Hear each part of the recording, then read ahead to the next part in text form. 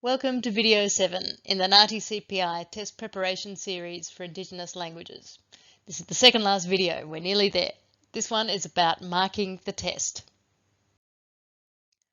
Over the series we've been through how the CPI test is set up and the 6 skills that markers are assessing. So in this video we're going to go through how to run your practice test.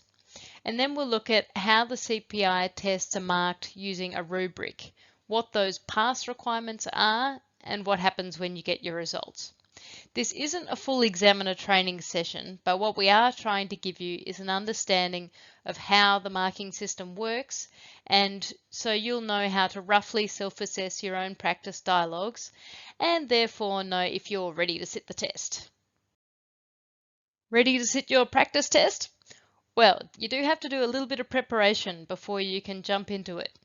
You need to have the dialogue scripts ready to go, and you need 2 role players, an English role player and a language role player. You also need to give those role players a chance to read the dialogues and prepare them so that they can do their best job at acting and give a smooth performance so you can practice your best interpreting. You also need to have some recording equipment ready, a video camera preferably to record the face-to-face dialogues, and an audio recorder is fine for the phone dialogues. If you do only have 2 dialogues available, or your role players only have time to do 2, make sure you do them back to back. So that means do the preparation time, that 15 minutes looking at the brief, then do the dialogue, come out and start the preparation time for the second dialogue and sit that dialogue. What that means is that you're practicing having to concentrate for that full half hour at least. On test day you may do 2 in a row or possibly all 3 in a row. Now once you've got recordings of your practice dialogues, watch the recordings and make notes. It's probably a good idea not to look at the scripts that the role players were using because they may have gone off script. That's fine. What you're being assessed on is what you heard and then what you interpreted. Once you've made some notes, it's time to have a look at the assessment guide. It depends how much and how thorough feedback you want to give yourself, if you want to give yourself a rough indication or really look at how the system works. How are the CPI dialogues marked? Well, as we've been talking about through the series, they'll be going through the 6 skills from that tree diagram we looked at in the first video, the 4 interpreting skills and the root language skills, and thinking about what level of skill you showed in each dialogue. When they're thinking about the levels, they're going to be using this, the rubric. So on the left here you can see this is the original rubric that markers get trained to use, and it goes through the 6 skills and 5 different band levels. Number 1 band being the best, the always demonstrating the skill fully and always being totally fabulous. So it's a really dense document, the original rubric. On the right here and on the back page of your workbook, you'll see there's an introduction to rubrics, which we've done in plain English as a way for you to self-assess your dialogues if you want to go to that level of detail. If you just want to give yourself a rough mark, the bands are a scale from 1 to 5, 1 being the strongest, 5 being the weakest. Here's a quick recap of the 6 skills and what the markers will look at and what other features that come up in those rubrics. The first one is about meaning transfer.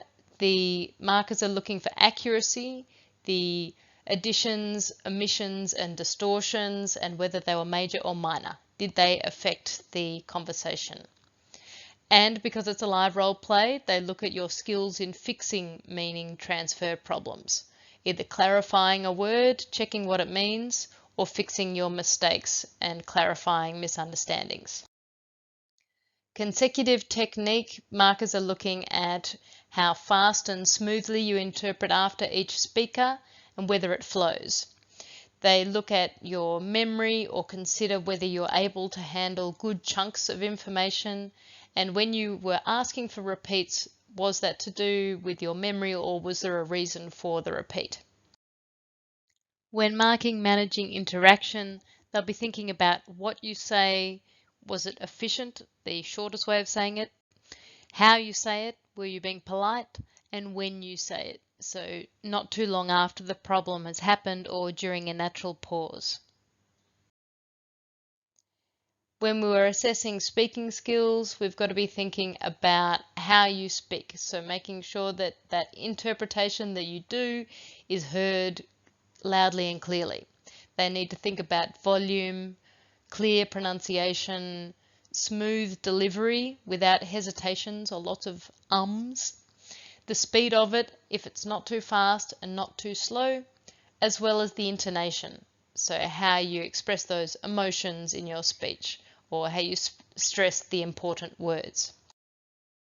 When marking language competency, both for English and for language, markers are thinking about how quickly and fully you understand the first message, including the idioms and technical terms, and then how easy you are to understand in your word choice, having good grammar, and it coming out sounding natural and sounding right in the pragmatics, in the right way to do things in that language for that setting, the right level of formality, things like that.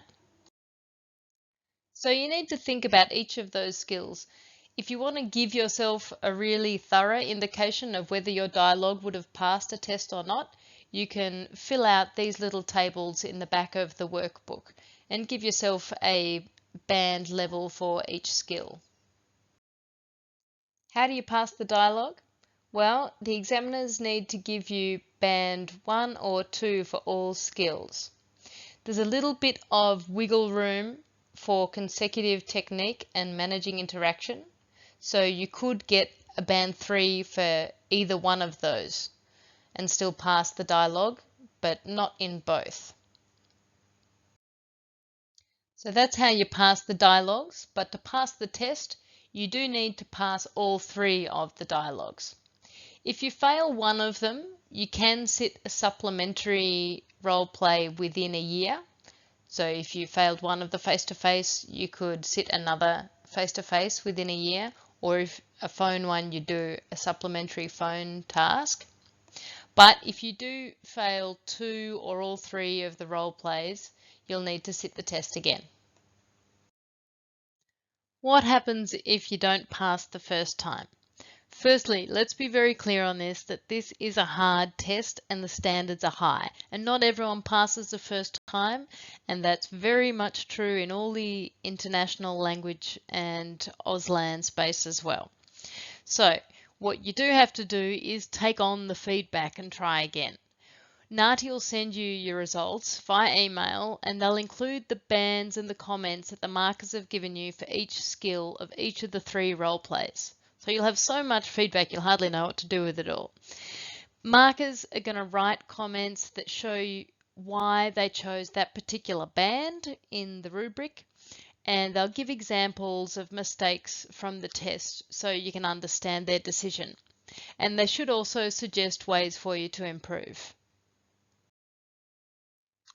When you do pass, congratulations, that will be fabulous. You will still receive all that feedback, all the band levels from each dialogue, but you'll also receive then your certificate, your NAATI credential card, and a welcome pack, as well as the registration for your login to the My NAATI website. There'll also be some information about recertification, because remember that you need to recertify every 3 years to keep your certification current. And to do that, you just need to keep working as an interpreter, keep learning, doing training and professional development, and stick to your code of ethics. So in this tutorial, we've talked about the marking and the passing of the test. So here are the review questions. What are the clear pass bands for all skills? Where is there wiggle room, which isn't actually an official term? How many dialogues do you have to pass the test? If you pass 2 dialogues and fail one, what can you do? If you fail the test, is it the end of the world? Now, hopefully you said no. There's heaps you can get out of the feedback from a test, and you can always come back and sit it again. And lastly, this is a bit of a reflection question. How will you know if you're ready to sit the test? So once you've finished watching this video, you need to line up that practice test. Line up the dialogues, the role players, the recording equipment, and do it. Once you've got the recordings of the practice test, you can self-assess those dialogues, either using just that rough scale of 1 to 5 or doing it more thoroughly using the guide to rubrics, which is on the back page of your workbook. And at the end of that, you should know how the tests are marked and if you are ready to sit the test.